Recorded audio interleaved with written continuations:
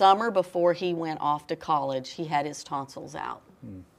And I just recall him laying on that couch for weeks and taking opiates. That was the beginning of true substance use disorder in my son. God's big enough for my questions. And one day, I was about 6 months after my son died, I was up in his room and I was going through his Salvation Army stuff.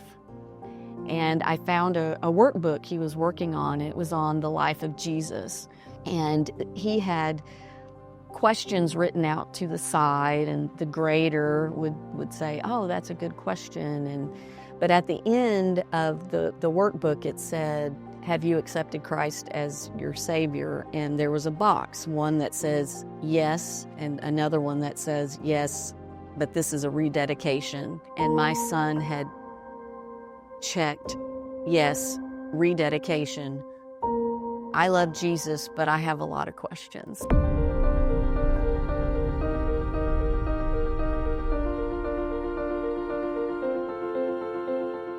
Angie Rogers. Michael Molthan. Welcome to the show. Thank you. I'm super excited for this. Angie Rogers, you're the president of the board of Serenity High in McKinney, Texas. And you got a big event coming up on April 8th. We do. Yeah, so tell me about Serenity High School. What the heck is this place?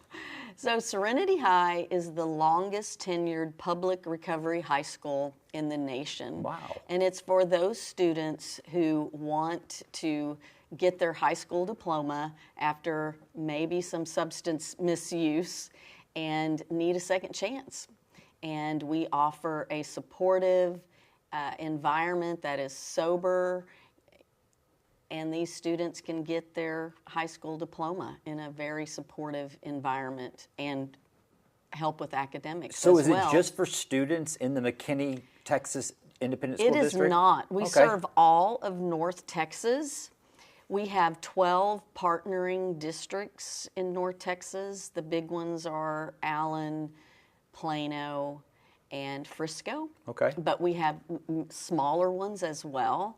But we also have had a South Lake student. Okay. Now, their parents had to pay because South Lake isn't a partnering district, but we're hoping that we can get more and more partnering districts, because if you have those students that are struggling with substance misuse, you don't need to reinvent the wheel. We've done that in McKinney ISD. And how long has it been established? It was established when? So Neil and Lynn Sperry, Yes. you may have heard of Neil. He's a local celebrity, the gardening guru. Yeah.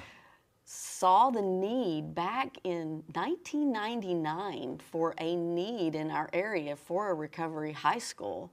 And how much more do we need it now? Right. It's so important. So they went up to Minnesota and looked at a recovery high school in Minnesota and brought that template down here. And in 1999, Serenity High was established. So I always like to say that McKinney has 4 high schools, and that 4th one is Serenity High.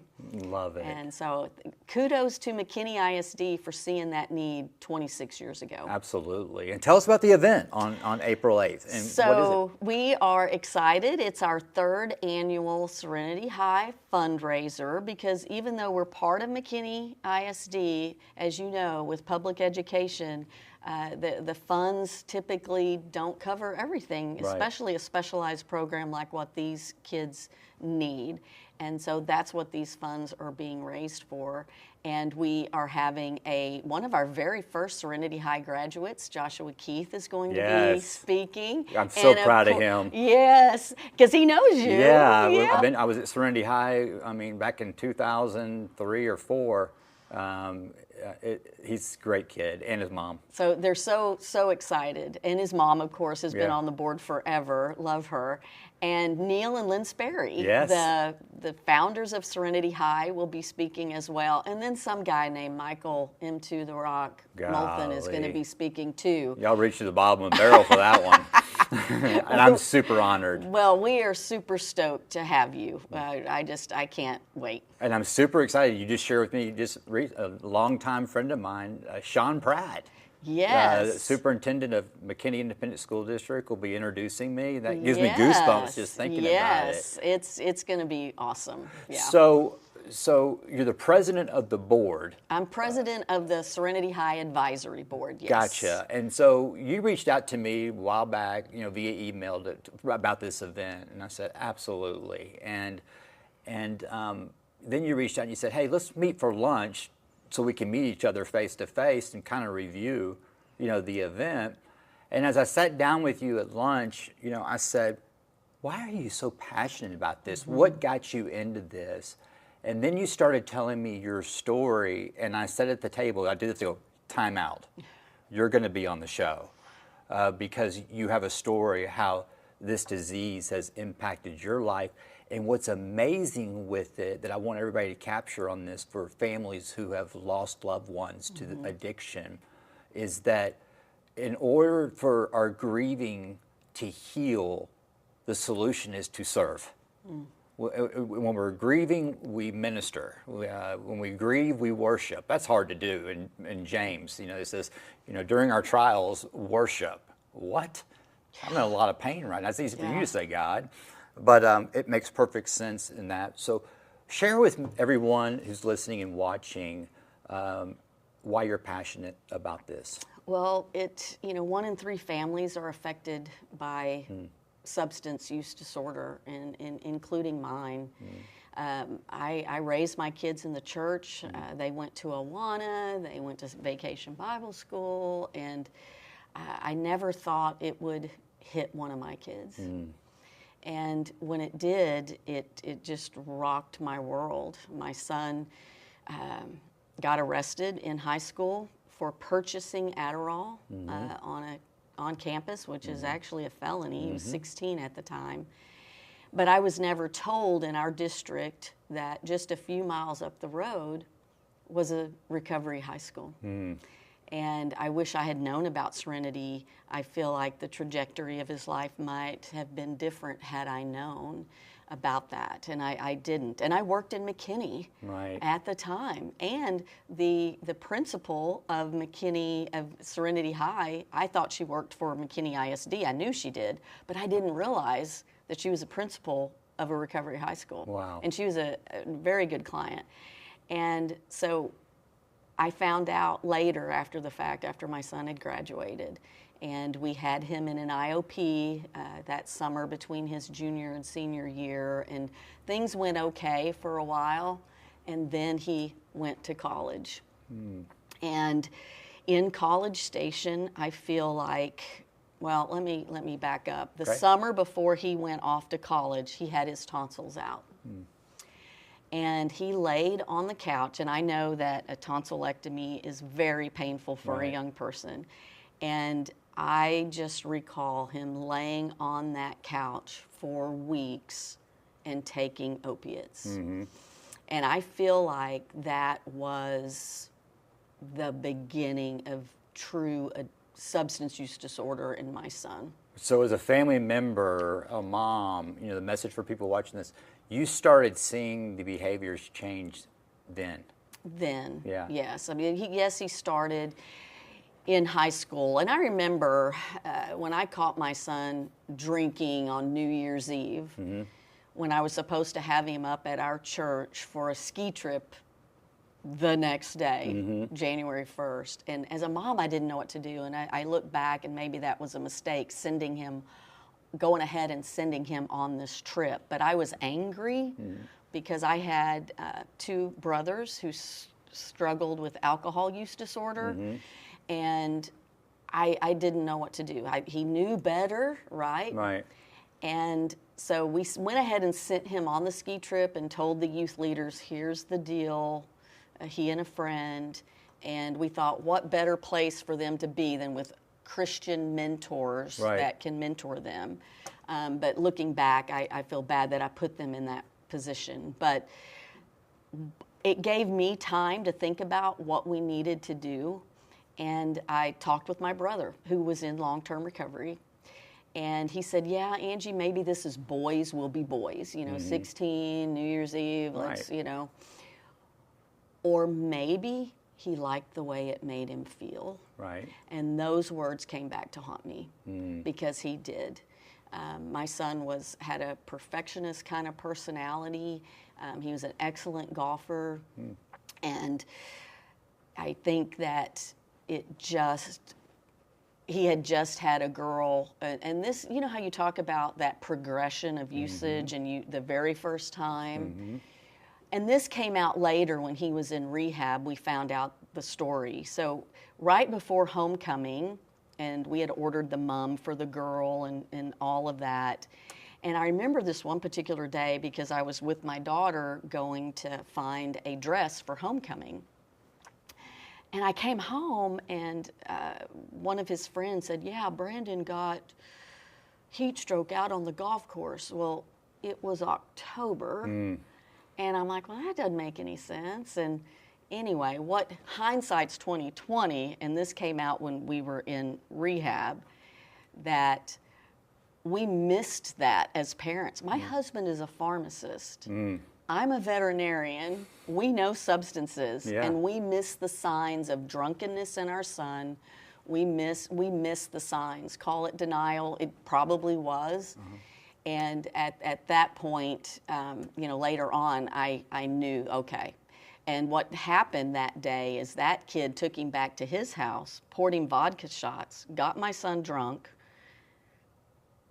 and videotaped him and sent it to the girl. The reason the girl just broke up with him to go to homecoming was because he didn't party. And so that was the beginning of his substance misuse, which then turned into an opiate use disorder.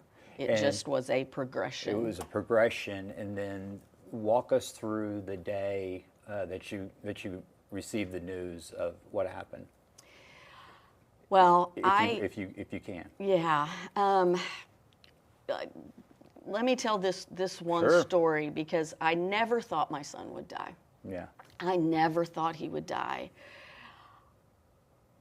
I was looking for my son, and I found him in a hotel room in Allen. And I remember going there because I was going to take him to rehab. I was going to take him from that hotel room to rehab. But we couldn't get in the room, and the TV was on. And I told the manager of the hotel, call an ambulance. And the police were there first. And the policeman is like, ma'am, you stand back. I have to secure the premises. And I'm like, I'm a health professional. You can't leave me out. I didn't tell him what kind of professional I was. You knew enough to be dangerous. I knew enough to be dangerous, and I needed to get in there to my son. And I'll never forget seeing my son. The police officer asked me, is that his normal color? My son was blue. And he was sitting up, but his head and his airway was obstructed. And so I'm pulling with all my might my son, and I'm yelling, get the paramedics in here. And it seemed like for hours that they worked on him. And when they finally came out, I said, let's take him to Medical City, because my husband's a pharmacist at Medical City, Dallas. And they're like, no, ma'am, we have to take him to the closest hospital, which was there in Allen. And I remember getting into the hospital, and they ushered me in a room where no one was. And my mother-in-law was with me. And I just remember just praying those guttural prayers of a mama. Please, Lord, give him another chance. Please give him another chance. And God gave him another chance that day. I witnessed a miracle. I saw my son blue. I did not think he was going to come around from that overdose. And as we were getting him transferred to the neuro ICU at Medical City, Dallas, because they didn't have one at the hospital in Allen, and I came across the paramedics, and they're like, oh, how's your boy doing? And I'm like, I think he's going to be okay. And they're like, we are so sorry that we couldn't get him to Medical City. And I'm like, no, don't worry about that. That is okay. And they're like, I want you to know that your mom detective skills saved that young man's life. 2 more minutes and we would have lost him. So I witnessed a miracle that day. Yeah. I never thought that my son would die. But what I learned that day is that I'm not in control. All this time, I was trying to fix something that I had no control over. And that day, I realized that I have to lay my Isaac down. And I had to trust my son's unknown future to the God that I knew. And it was hard. And I waited for that day that I would kill the fatted calf.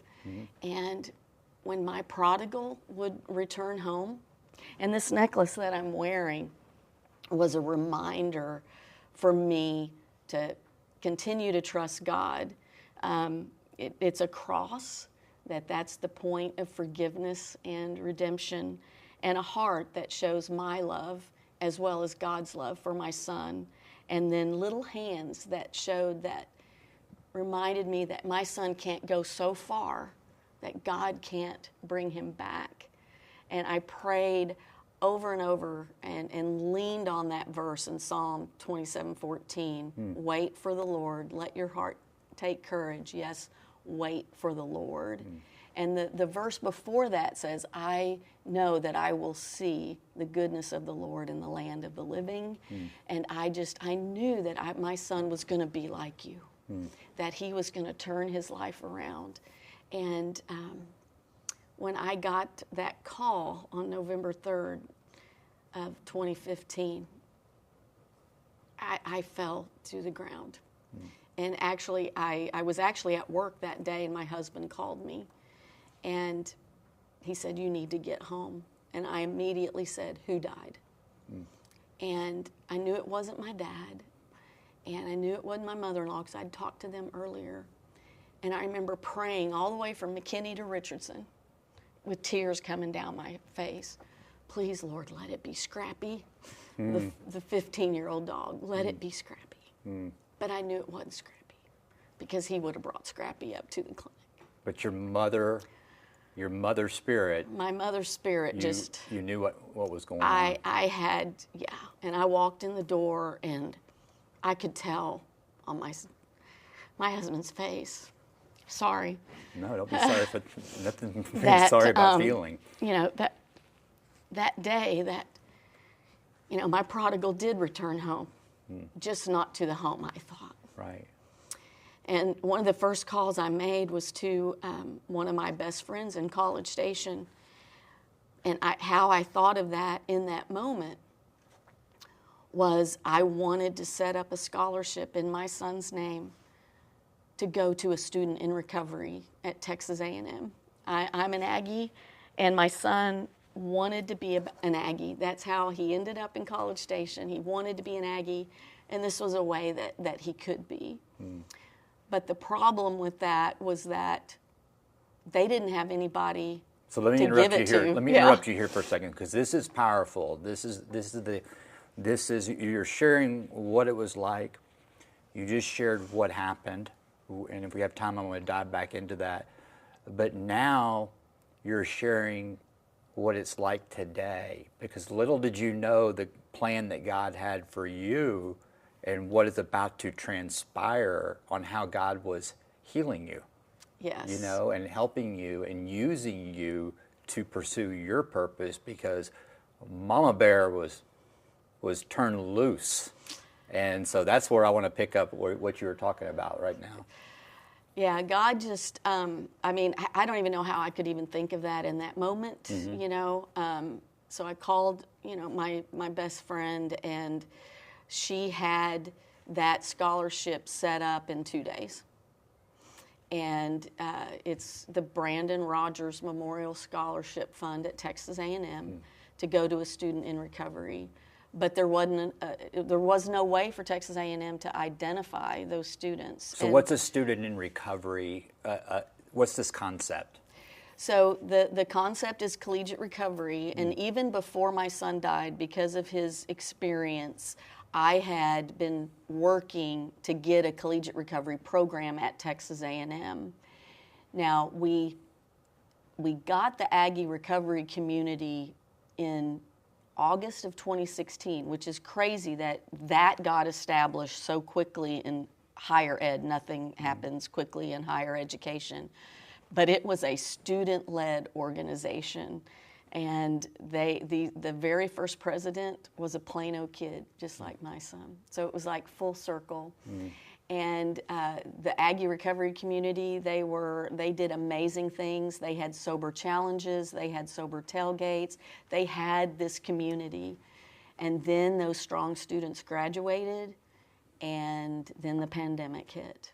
But we still didn't have a program. This was all student-led. And so I just kept pushing Texas A&M for an actual program for students in recovery. And I finally just went to the top. I went to the chancellor of the entire Texas A&M system, and he's like, let's do this.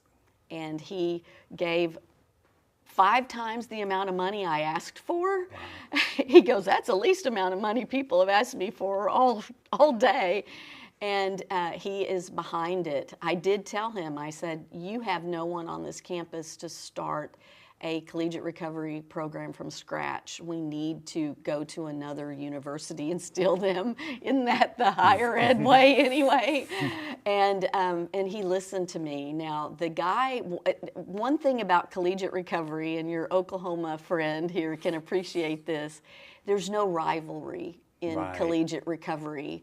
The University of Houston, University of Texas, University of North Texas, UTD gave me the verbiage when I would go. They all supported us. Baylor University has a great collegiate recovery program. All of these different places supported A&M to get this, and so I was so thankful. And so when I went to the chancellor, one of my friends at the University of Houston who ran their program came with me. And afterwards, I gave him a tour in July in College Station, a tour of A&M. And he's like, I can see myself here. And so he applied and got the job. And we now have 21 students. I cut the ribbon on the new Aggie recovery community, which is a full-fledged, university-backed collegiate recovery program at Texas A&M. And I cut that ribbon after 9 years of trying to get it. We finally had it. We have the right administration in place, the right people who care about collegiate recovery. Aggie moms have supported me throughout this endeavor. My son's scholarship is at the Association of Former Students. And at the time, my son's scholarship went to the Aggie recovery community, which was the student organization. But now that it's in place, it's actually going to go to a student in the Aggie recovery community as a scholarship. It's going to go to a student just like my son. So powerful. How many people, if you were to take a shot like these communities on these major campuses? Right? Major campuses. How many people has it grown to? Oh, I mean, I think, and you can go to the Association of Recovery and Higher Ed, ARHE, and see there's over 200 programs across the United States. So collegiate recovery is an important place because the hardest place to stay sober is a college campus. And we actually had one student, well, just 2 students really. This one student, he came to Texas A&M, and I had lunch with him, and he had been sober maybe 21 days, something, I don't know the whole story, but he said, this place has saved my life, because his roommates all they were still drinking. Right. And so it's hard for a student like that, unless he has community and has peer support, has academic support, has all of that kind of support, it's going to be difficult for them. The original Aggie recovery community, one kid, he's like, his mom's friends would say, I saw him on the Jumbotron again, Right. he was drunk, you Right. know. And he came to the Aggie recovery community and he said, this place has saved my life. Collegiate recovery programs are changing the trajectory of these young lives. And you can get a college education without partying in that way. So it's safe to say the takeaway from this incredible story, okay, is that when we look at life today through God's perspective, not the world or the cultures or ourselves, and we really look at it through God's perspective, why did you allow this to happen to me? Do you see what's happening here? I do. It's still hard. Absolutely. But I am so thankful that God hasn't wasted an ounce of my pain. And I'm thankful for that. Seeing these students at Serenity and seeing these students at Texas A&M that are in recovery, it just warms my heart, because these are students like my son, and we call my son Bubba, a good Texas nickname. I'm thankful for that. I'm thankful that God has given me an outlet for this pain. I help run a grief group called Rebuild at my church, Wood Creek Church. It's one of the best things on grief that I've found. My friend Julie actually found it at a church in Chicago and brought it to us. Let's touch on this real quick. I'm sorry to interrupt you. Let's touch on the word grief. Based off your experience, for people who are out there watching and listening to this who are grieving, okay? And grieving's real. It's real. It's real. I see it as an opportunity to go my way, or really an opportunity for my faith to grow. Yes. And so what is some simple solutions for someone in early grieving? Well, the first thing is that everything in grief is normal. Everything. But not everything is helpful. So do helpful things. So serve. So serve is certainly something to do, and that's what has really helped me, is serving, but I get more out of it than Say they that do. again.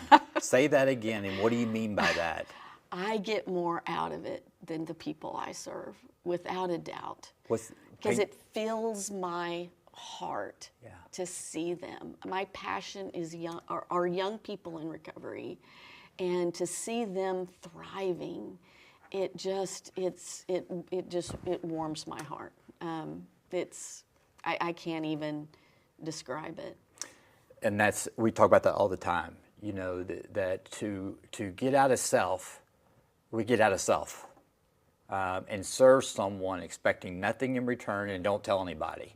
You know what I mean? Yes. That's the pure humble motives. I want to touch on a couple of key things, and then we'll get back to the event. Is that you said something earlier in the interview about the Adderall that first time, and he got arrested as a parent. Oh no, okay, where'd this come from? And then the drinking on New Year's Eve. Oh no, maybe I should have handled this differently. I want to help you out of here. I told you this at lunch, to be nice to yourself. There's this standard thing called the 3 C's. You didn't cause it, you can't cure it, and you can't control it. And I've added a 4th C, and that is what we can contribute to it, right? But you did nothing wrong. And I want the families to hear that, because it's kind of like, this is my kid. This is like, okay, and then they can go that way. And a lot of kids, people that I know, we all know that they drank in high school and they didn't cross that invisible line, and that's not their drug of choice today, And we can go on our head saying, that's what my kid is. But when you really got that gut feeling as a mom when he was on the sofa and the opiates, and it was a Spirit telling you at that moment, what's your word of advice for the families who recognize these signs? Get help from a trusted individual, a professional. And we did that, sending him off to college probably at that time. But no, I'm going to really keep it focused on you. For the families, and you're right, that's all valid, okay? But your personal experiences you can give away to another mom, that's watching and listening to this, not what you would have done differently. What are suggestions when that first really red flag hits? Well, you need to find a professional that really understands young people and substance misuse. Right. And they can coach the family member through this. Yes, for sure. Because you just, like you said, it's sometimes, and like my brother said, sometimes it is boys will be boys, right. Or maybe they like the way it made him feel. And like I said, those words came back to haunt me, for sure. But we did everything, that we knew to do. We did, like I said, country club rehabs. Right. But my son will tell you that the best places he went were the Salvation Army and the Dallas 24-Hour Club. Wow. Shout out to Marsha Williamson. Oh, yeah, I tell you. She's amazing at the 24-Hour Club. They're amazing. And, the other thing is a message to the families is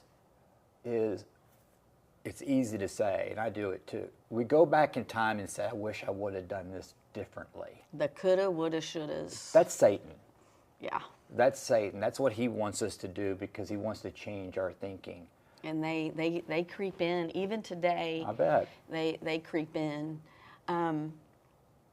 One thing that, can I share about Brandon's son? You can share whatever you want to.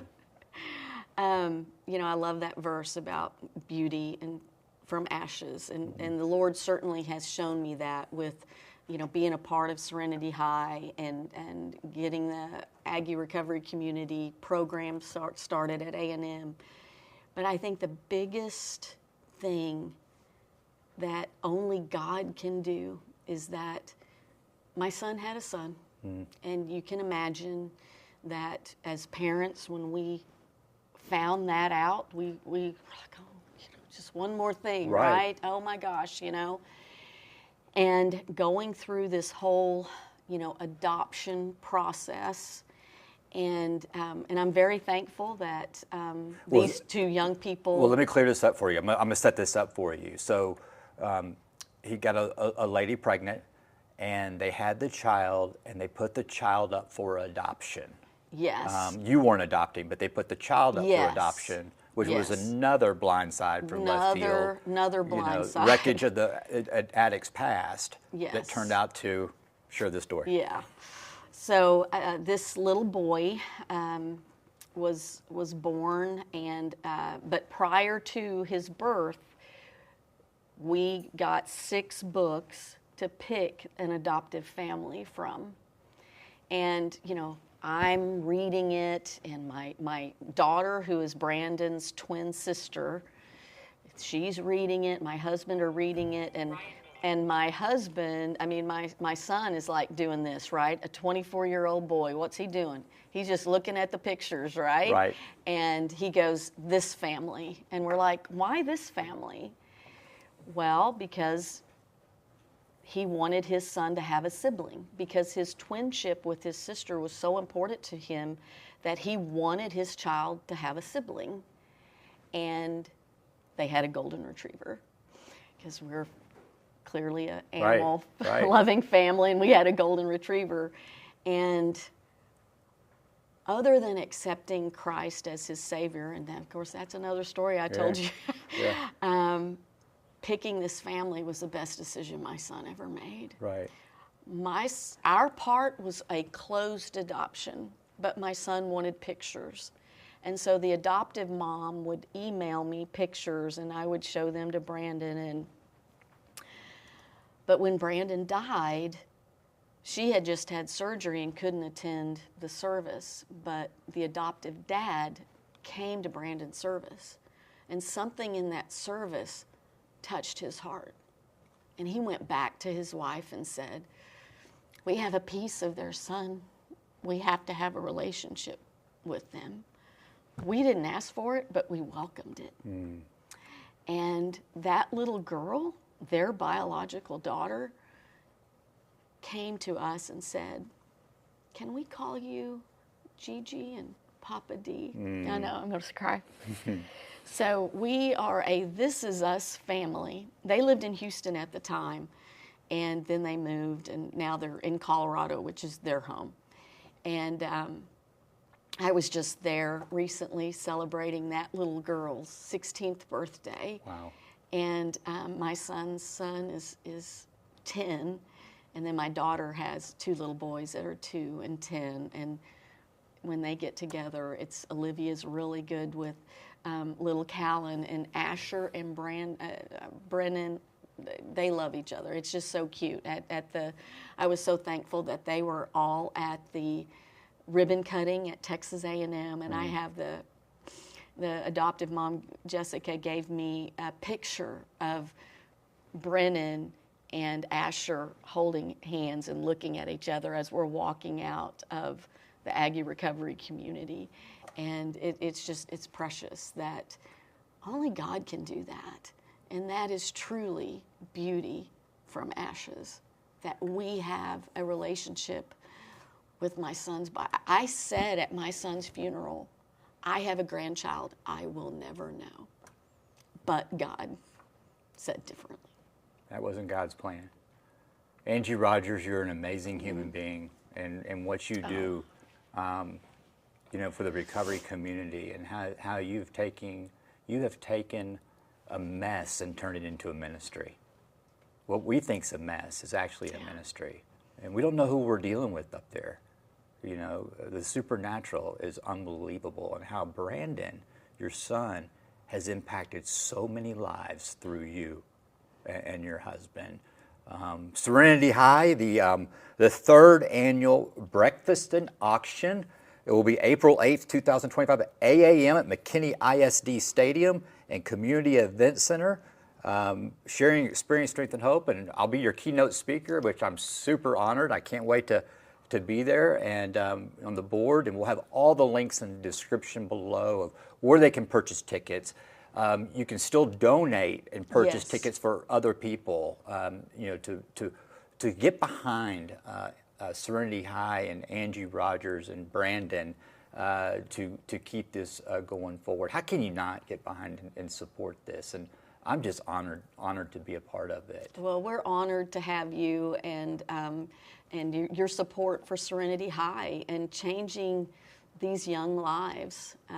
I'm excited to just be a little part of that, and I'm excited to have you. Your inspiring story, it's really going to impact a lot of people. So Thank you. We're thankful for that. A local boy. There you go. Grateful for our friendship, and so this has been great as we land this. Thank you for tuning in today. Into the Rock, Michael Molthan. This show's been brought to you by South Texas Recovery Foundation. That's South Texas Recovery Foundation. Click on the link in the description below. If your loved one is in need of help or support, please reach out to this incredible recovery center, South Texas Recovery Foundation. And also one of our new sponsors, D. Anderson Construction. That's right, construction company. So if I'm endorsing them with my background, they're good and they're incredible. D. Anderson Construction. And his link is in the description below as well. We couldn't do it without our sponsors. From the home of M2 Studios, David Ochoa. I'm Michael Molthan, Into the Rock, and you know what to do. You go make it a great day.